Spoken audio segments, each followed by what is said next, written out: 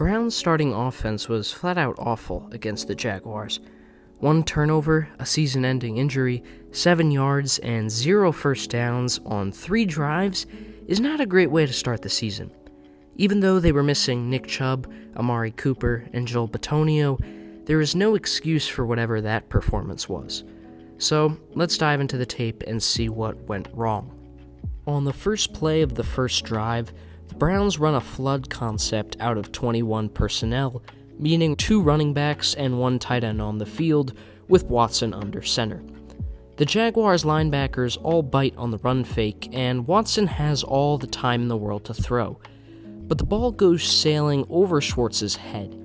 People put blame on Watson for airmailing the throw, but this play is all on Schwartz. This is a perfect example of a complete lack of situational awareness for Schwartz to not run his route deeper, especially with all the green grass ahead of him. You can even see Watson hesitate to throw the ball at first because he's expecting Schwartz to push upfield instead of running a drag. You can see how close the Jaguars defender covering Njoku is, and it makes complete sense to convert his crossing route into a deeper one. On 2nd and 10, the Browns run a quick passing play with a slant flat concept to the field side.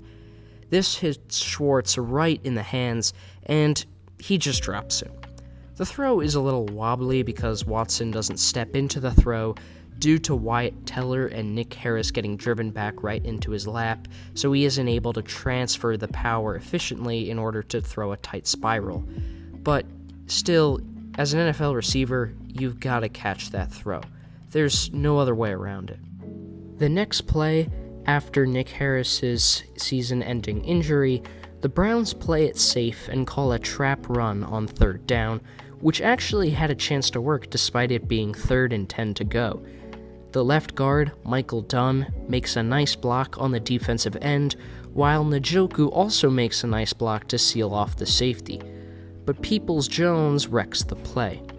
Instead of walling off the linebacker and opening a running lane, he actually closes the running lane by running right into D'Ernest Johnson.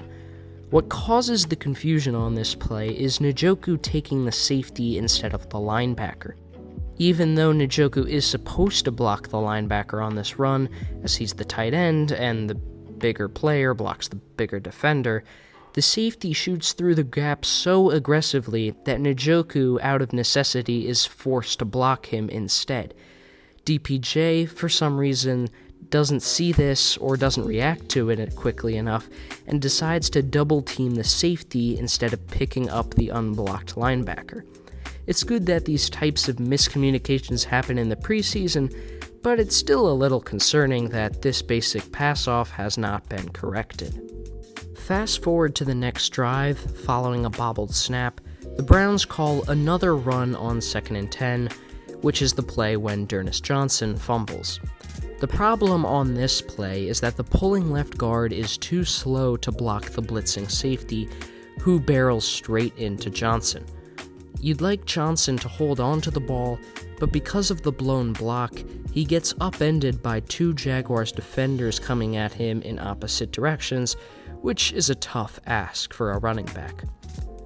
On Watson's 3rd and last drive of the game, the Browns face a 1st and 20 following a DPJ holding. Stefanski calls a stick concept, which is a very simple play designed that is common across all 32 teams just to get a couple yards to try to get the offense back on schedule. Watson takes a 3-step drop and hits Njoku for 7 yards, which sets up a 2nd and 13. This is, unfortunately, Watson's only completed pass of the night. After a false start sets the Browns yet another 5 yards back, Watson makes his first real positive play as a Brown. The Jaguars call a vanilla Tampa 2 coverage, which is vulnerable in the areas between the flat defenders and the safeties. Trayvon Walker blows past Jedrick Wills and draws a holding call, which really kills the play's chance of success, but Watson still makes a nice play. He evades the rush while keeping his eyes downfield and throws on the run to a wide-open Anthony Schwartz, who drops the ball yet again. I get that Watson has a strong arm and this is their first live action together, but this is a ridiculous pass to drop. If Schwartz catches this ball, he has a first down and potentially way more. Instead, he sets up a 3rd and 18.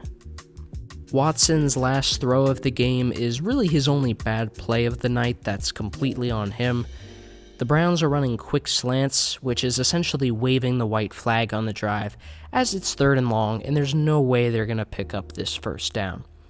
Watson's first read is Demetric Felton out of the slot, who is not open whatsoever.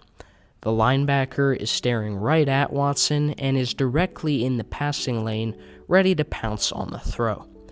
Instead of progressing to his next read, where he would have found a wide-open DPJ, Watson tries to force it into Felton, and it results in an incomplete pass that almost could have been picked off. Obviously, it wasn't a very promising night for the outlook of the Browns' offense under Watson, but preseason exists for a reason.